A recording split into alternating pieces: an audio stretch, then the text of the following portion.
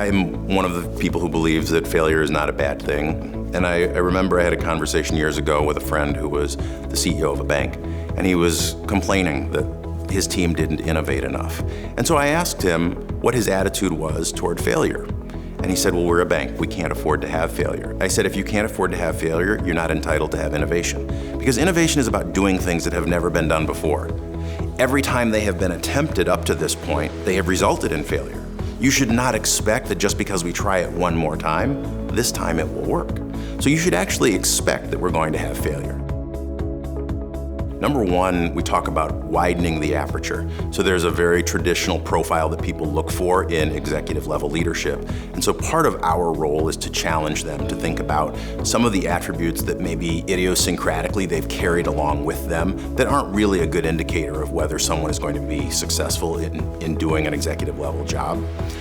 Really addressing the need for new challenges that leaders have. So people come to us when they're looking for a change agent. They're looking for someone who is change-oriented. So companies who are doing it well are able to articulate how this kind of a role is going to enable that person to fulfill this ongoing unmet need for new challenges.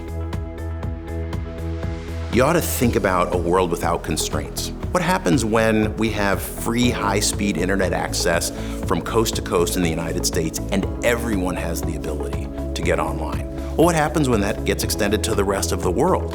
And pockets of innovation and technology are not just in Palo Alto, Boston, and Austin, but they're all around the planet. What are the new ideas that will come forth? So those are the things that excites me, and Moore's Law tells me it's going to continue to accelerate faster and faster and faster.